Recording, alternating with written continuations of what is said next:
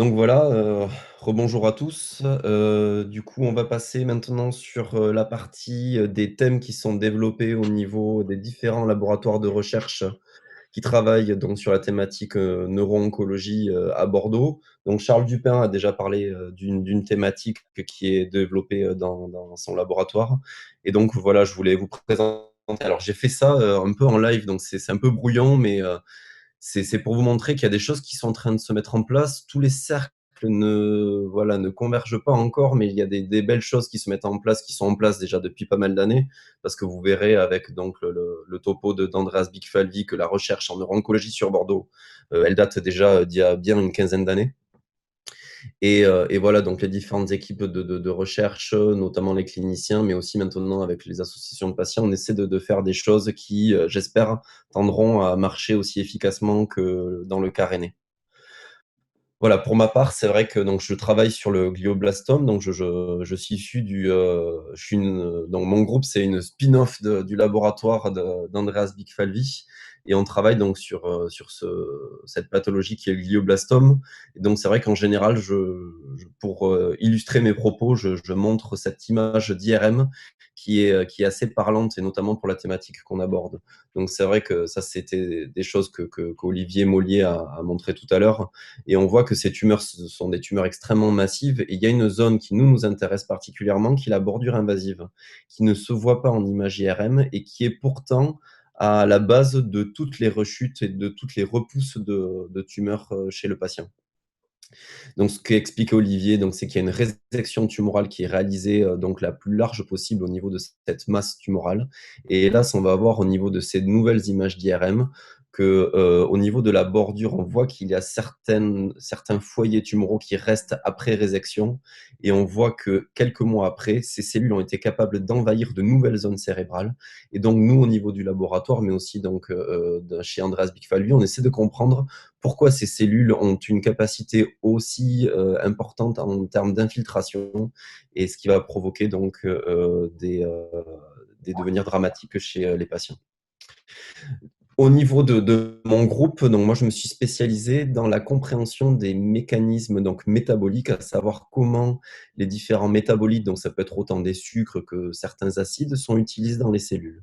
Et ce qu'on montre donc dans le laboratoire de manière très simplifiée, c'est qu'il y a une conversation, une communication entre les différentes cellules qui constituent cette tumeur. Ces cellules ici, donc on montre un exemple de cellules 1 qui vont être capables, en métabolisant les sucres qui sont issus de la circulation sanguine en lactate. Ce lactate, c'est un acide va être capable d'être réinséré dans des cellules d'une deuxième zone et être utilisé comme source d'énergie. Donc ça, c'est vraiment quelque chose de capital, c'est-à-dire qu'on trouve peut-être à travers ce biais une cible thérapeutique potentielle qui pourrait nous permettre de déstabiliser cette tumeur. Donc, les travaux sur le lactate sont connus depuis de nombreuses années, ont été démontrés dans les années 30, 1930, par quelqu'un qui s'appelle donc Otto Warburg, qui a montré que c'était un métabolisme, enfin le métabolite essentiel. Et nous reprenons donc ces vieilles notions en essayant justement de trouver des thérapies qui sont innovantes et qui sont efficaces. Le modèle de cellule qu'on utilise, donc ça c'est Charles qui a montré tout à l'heure, donc ça c'est une imagerie un petit peu nouvelle qui s'appelle l'imagerie par transparisation, c'est-à-dire qu'on arrive à voir ces mini-tumeurs qui sont nos modèles cellulaires favoris au niveau du laboratoire et qui nous permettent de reconstituer dans notre tube à essai des conditions optimales de croissance tumorale. Et ici, je voulais vous montrer un exemple, en fait, qui est ce que j'essaie de faire au niveau de mon groupe, c'est-à-dire de faire du repositionnement de drogue. Et notamment, nous avons trouvé des médicaments qui sont des molécules antiépileptiques qui ont déjà des autorisations de mise sur le marché qui permettent de viser spécifiquement ce métabolisme du lactate. Donc ça, c'est des travaux que nous avons réalisés d'abord donc dans le laboratoire du professeur Bigfalvi avec le doctorant donc Joris Guyon, et on voit que donc cette molécule permet donc in vitro, mais on a aussi des résultats in vivo, d'inhiber la dispersion des cellules au niveau du micro-environnement tumoral. Donc on peut voir en utilisant voilà, des molécules préexistantes qu'on peut avoir un effet extrêmement important au niveau de modèles précliniques. Le deuxième thème que je voudrais aborder, donc ça c'est un thème que je vais développer spécifiquement dans le groupe, c'est l'interaction entre les cellules neurales, donc notamment les neurones et leur corps cellulaire, et les cellules de glioblastome. Parce que depuis à peu près 1 an, il y a de nombreuses publications qui sortent et qui montrent qu'en fait les neurones sont capables de stimuler notamment l'infiltration des cellules de glioblastome au niveau du parenchyme cérébral. Et pour cela, vous verrez tout à l'heure, donc au niveau des ateliers online, Pierre-Olivier Strahl montrera comment on arrive à reconstituer ce micro-environnement neuronal pour les cellules de glioblastome dans notre tube à essai avec des méthodes très innovantes. Voilà, donc moi, je suis issu en fait donc de différents laboratoires et c'est vrai que la recherche ne peut pas se faire sans des collaborations souvent internationales. Et ça, je voulais le souligner parce que j'étais donc en postdoctorat en Norvège. On a travaillé avec des laboratoires chinois, luxembourgeois, allemands, mais aussi donc de différentes équipes sur Bordeaux. Et c'est grâce à ça qu'on arrive notamment à faire que nos différents projets de recherche puissent avancer et donner de l'espoir donc pour trouver de futurs traitements pour les patients. Voilà. Je vous remercie. Je vais pouvoir passer la parole maintenant au professeur Andreas Bigfalvi qui travaille, comme je viens de vous le dire, donc sur les tumeurs cérébrales depuis une quinzaine d'années et qui a une expertise extrêmement pointue au niveau de cette thématique. Voilà, Andreas, la parole est à vous. Je vous remercie.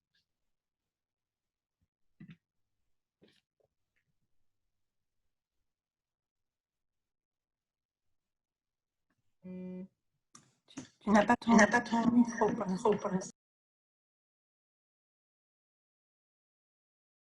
Voilà. Est-ce que là, ça marche? Oui, c'est bon. Donc, on entend.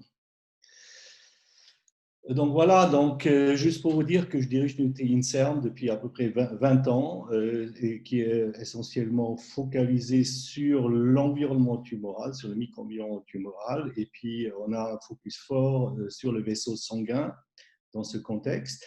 Et dans ce contexte, on a travaillé donc énormément aussi sur les gliomes et au niveau des tumeurs cérébrales. Et je voudrais vous juste donner des exemples un petit peu des travaux qui ont été faits. Voilà. Donc, juste pour vous dire de façon générale, et les personnes qui ne sont pas très affins sur les tumeurs cérébrales, donc il y a des tumeurs cérébrales primitives, et après il y a des tumeurs cérébrales secondaires. Et dans les tumeurs cérébrales primitives, il y a des gliomes de bas grade et de haut grade, qui évidemment sont très différentes. Et dans les tumeurs cérébrales secondaires, c'est essentiellement des foyers secondaires d'autres tumeurs solides. Et nous, au sein du laboratoire, on s'est intéressé pendant des années, depuis plusieurs années, sur des tumeurs cérébrales à la fois de haut grade et de bas grade. Et je vais vous donner certains exemples des travaux qui ont été réalisés ou qui sont actuellement encore en cours. Voilà, donc le premier exemple, c'est qu'on essaie de mettre au point finalement des modèles qui sont innovants sur le plan expérimental pour étudier le glioblastome. Et dans ce cadre-là, on a deux stratégies. Une stratégie qui est finalement, donc qui utilise un procédé microfluidique et qui va créer des petites capsules dans lesquelles les tumeurs et les cellules tumorales se trouvent dedans. Vous voyez ça donc, au niveau d'image en bas. Et on peut faire cela aussi en co-culture, c'est-à-dire on peut prendre des cellules tumorales seules, mais aussi ajouter par exemple des cellules endothéliales, etc., ou la glie, la microglie. Vous voyez ici en bas un exemple entre cellules tumorales et glie, les microglies en vert et en rouge. Et donc, c'est ce qui est intéressant dans ce modèle, on peut vraiment étudier la contrainte physique et externe qui s'exerce sur cela, parce que vous voyez, une tumeur se développe dans un cerveau est contenu, etc. Donc, il y a une pression externe qui est exercée. Donc, on peut réellement, avec ce procédé, avoir une idée sur les forces physiques qui s'exercent. Donc, ça, c'est le premier point. Le deuxième, c'est qu'on on a créé des vaisseaux artificiels qui sont des vaisseaux, c'est des longs tubes, c'est à peu près la même stratégie, sauf qu'au lieu des petites capsules, on fait des tubes allongés. Ça peut se faire en à peu près une journée. Et ces tubes-là, donc ensuite, sont constitués par des cellules endothéliales et des cellules musculaires lisses. Et donc, ce qui va être fait et être mis au point, c'est finalement prendre ces tubes, utiliser ces tubes pour nourrir des organoïdes artificiels. Et donc, il y a un certain nombre de propositions, c'est soit en sandwich, S-shaped ou en knot, c'est-à-dire en nœud, pour aboutir à cela. Donc, ça, c'est deux stratégies actuellement qu'on a et qui sont en cours et qui font partie aussi d'un Grand ERC qui est actuellement en cours. Voilà. D'autres aspects, c'est finalement les aspects au niveau invasion, et Thomas Daubon a déjà expliqué un petit peu certains travaux qui ont été faits ensemble avec lui quand il était encore au laboratoire et qui continuent actuellement encore. Et donc, il y a, vous voyez, donc ça c'est par exemple une tumeur qui est implantée, tumeur humaine implantée chez une souris. Vous voyez des zones angiogéniques et des zones infiltratives. Et en bas, vous avez aussi donc un exemple chez l'homme. Voilà. Et donc, s'il est important de comprendre, c'est ce qui se passe sur des zones infiltratives et angiogéniques. Et donc, dans ce cadre-là, par exemple, on a fait un certain nombre de travaux qui étaient premièrement donc orientés sur une interaction entre un récepteur de chymokine, CXCR3 et l'RP1, dont on a décortiqué le mécanisme et son rôle dans l'invasion au niveau de la cellule tumorale elle-même. Donc, c'était fait avec Clotilde Bioté, qui était à cette époque-là au laboratoire. Et ensuite, le deuxième travaux était sur thrombospondine avec Thomas Daubon, dans lequel on a montré aussi son rôle important dans ce processus. Et actuellement, il y a un autre travail qui n'est pas encore fini, où on va donc appréhender le rôle de LDH et du lactate dans ce processus. Donc, ce travail est actuellement en cours et on est en train de faire ensemble. D'autre part, on a un autre aspect qui est la signalisation intracellulaire. Et donc, on aborde ça par le rôle de phosphatase intracellulaire.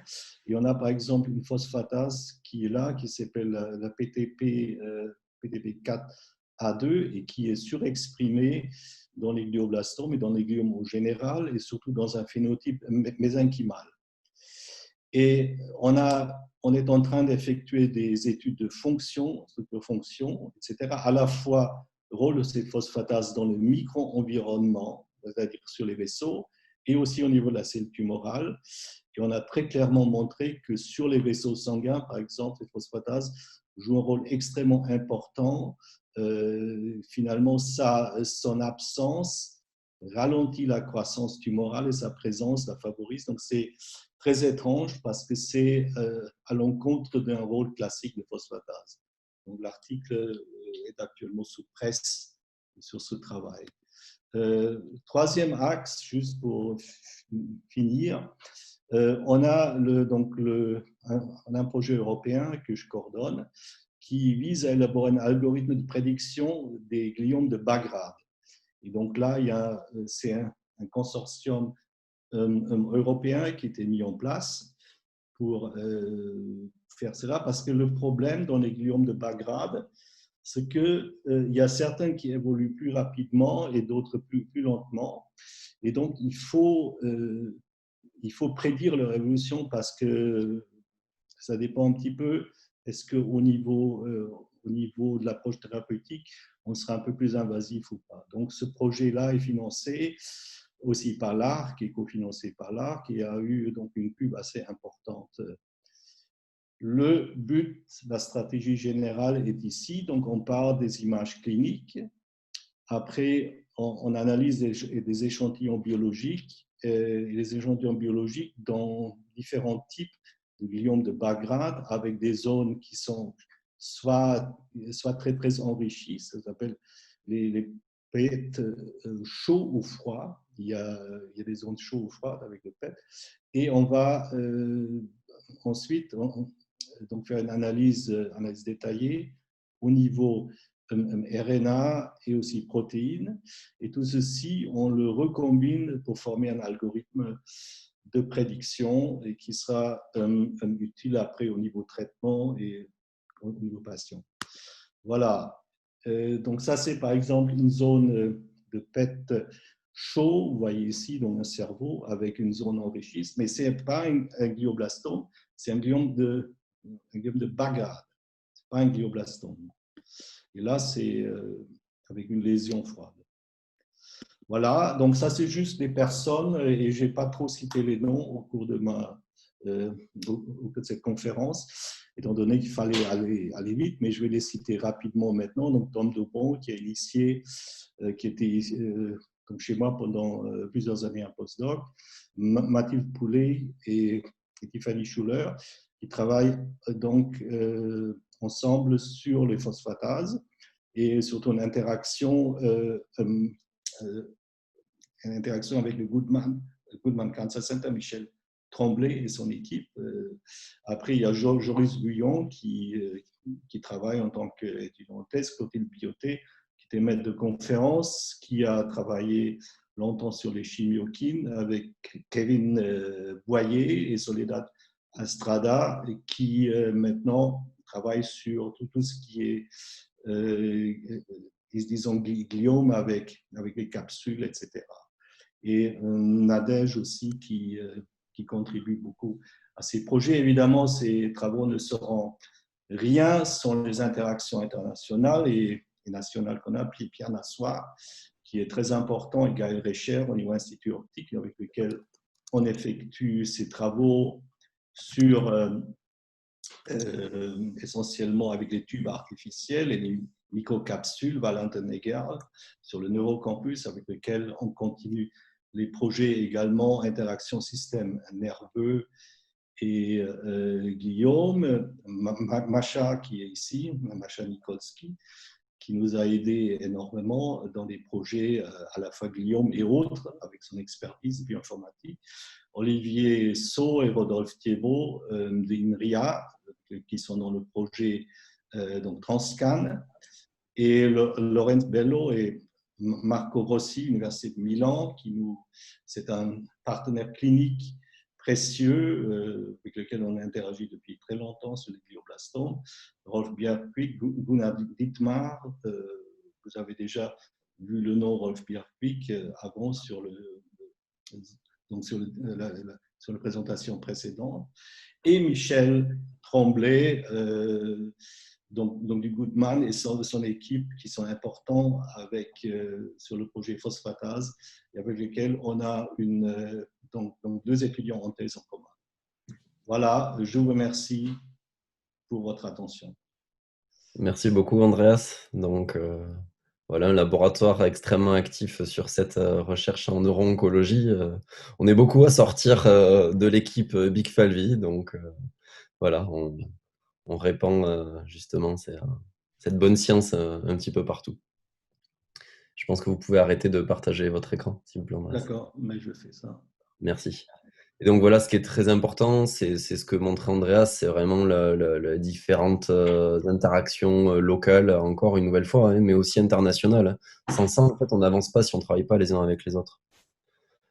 Voilà, donc maintenant, nous allons écouter les recherches qui vont être effectuées dans l'équipe de Maya Saleh, qui est la dernière arrivée donc, dans l'équipe, dans la communauté scientifique bordelaise. Elle nous vient de McGill au Canada, et elle va nous montrer donc le rôle de l'immunité dans le développement des cancers cérébraux.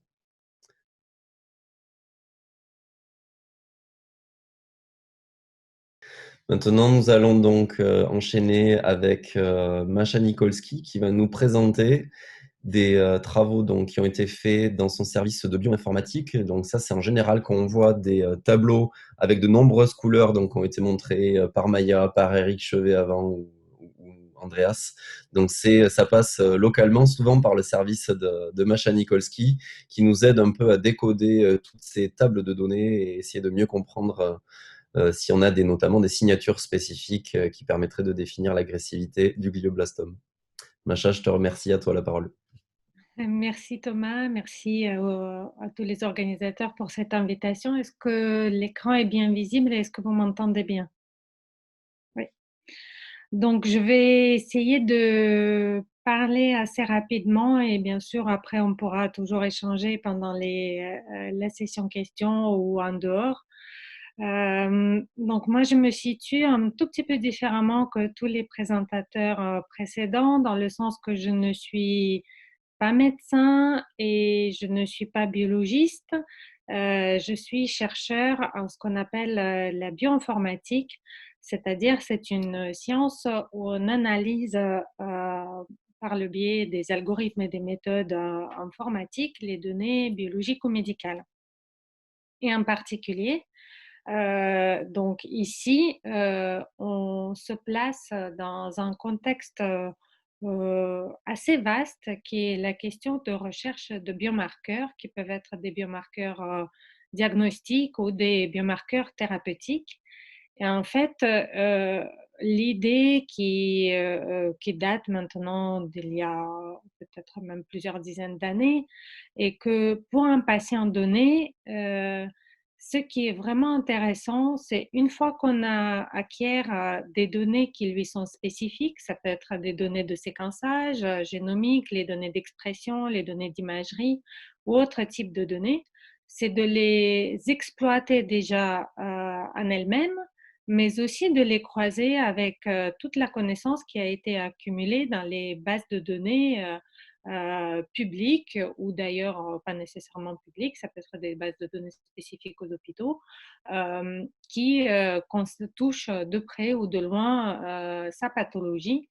Et ça permet d'explorer la pathologie dans son ensemble et dans un contexte fonctionnel de ce qu'on appelle des réseaux d'interaction pour pouvoir prédire de façon plus fiable des biomarqueurs potentiels qui nécessairement sont après validés expérimentalement, etc., etc.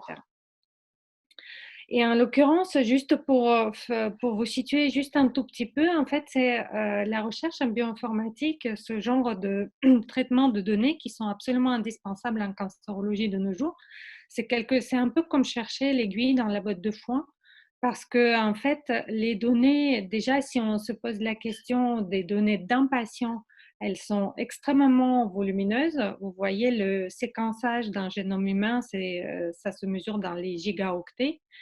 Et si on se pose la question de croiser ça avec les données de type dossier électronique et de surcroît regarder qu'est-ce qui se passe pour d'autres patients, en fait, on doit manipuler des données de l'ordre de pétaoctets ou hexaoctets. Ça, c'est une remarque générale, mais en fait, pour le cancer, je viens juste vous mettre quelques ressources qui sont communément utilisées. Il y a vraiment une multitude de ressources qu'on peut exploiter, dans lesquelles les bases de données dans lesquelles on peut chercher des informations pertinentes. Et donc, ça requiert des compétences à part entière qui sont donc celles qu'on développe, des travaux qu'on développe dans mon laboratoire, dans mon équipe. En l'occurrence, pour revenir plus sur le sujet de glioblastome, comme plusieurs présentateurs l'ont déjà mentionné, moi je collabore beaucoup avec des collègues à Bordeaux et en particulier dans les années précédentes, nous avons commencé à développer des travaux avec Andreas Bigfalvi et Thomas Daubon autour de l'analyse des mécanismes qui régissent l'invasion dans les glioblastomes, en particulier en ce qui concerne les quelques résultats que je vais vous montrer, donc sur les modèles murins de xénogreffe.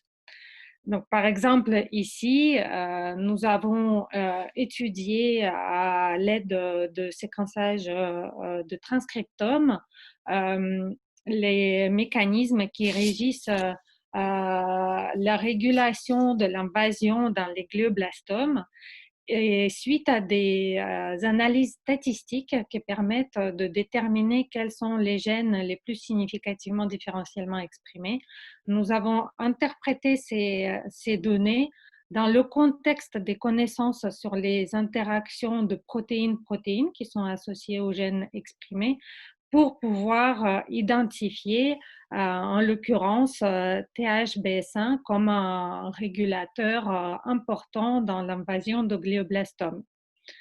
Dans une autre étude similaire, nous nous sommes intéressés cette fois-ci au protéome et nous avons comparé les zones invasives, le protéome dans les zones invasives versus les zones non invasives des tumeurs. Et nous avons pu voir qu'effectivement, ces zones avaient des profils d'expression protéique très différents. Et ainsi, on a pu identifier ce qu'on pourrait appeler des signatures en termes de protéome, d'invasivité dans les glioblastomes, et en regardant les réseaux d'interaction, en particulier identifier l'importance de DNM1 et PLP3 comme participants dans ce processus-là. Juste pour vous parler un tout petit peu, ce slide est un peu chargé, mais parler des directions futures. Donc, on compte continuer de travailler avec Thomas Debon, Maya Saleh et Andreas Bigfalvi autour de la compréhension de l'hétérogénéité cellulaire dans les glioblastomes et comment ça drive les différents phénomènes tels que l'invasion, mais aussi la résistance aux susceptibilités à l'immunothérapie. Et l'idée ici est vraiment de s'orienter vers les travaux cellules uniques, comme Maya en a parlé beaucoup, autant au niveau RNA-seq qu'au niveau de la métabolomique, quelque chose qui est beaucoup plus naissant comme technologie comparé au RNA-seq. Et aussi, j'avais pas le temps, mais on pourra en discuter si vous le souhaitez. Nous travaillons aussi dans le laboratoire sur des méthodes d'analyse d'imagerie, en particulier cellulaire, qui permettent de comprendre à grain très fin comment se localise, par exemple, est-ce que les mécanismes de transport d'ARN et leur traduction en protéines ont des patterns localisés particuliers et qui permettent de nous dire dans quelle direction se passe ce genre de processus biologique. Donc, en particulier pour l'invasivité, ça peut être extrêmement intéressant. Donc voilà, merci pour votre attention. Merci beaucoup, Macha. C'était passionnant. Et je viens d'apprendre ce dernier point. Personnellement, je ne savais pas que vous faisiez ça. Donc, on retient, on garde en mémoire et vous allez comprendre pourquoi dans les prochaines présentations. Donc, c'est vrai ce que Macha disait, c'est extrêmement important. C'est qu'on a tendance à générer des lots de données qui sont extrêmement complexes à analyser. Donc, heureusement qu'on a des bioinformaticiens qui nous aident à décoder tout ça et on travaille vraiment main dans la main à Bordeaux et ça nous permet d'avancer assez rapidement sur pas mal d'aspects qu'on aborde en neuro-oncologie. Merci encore, Macha. Je t'en prie.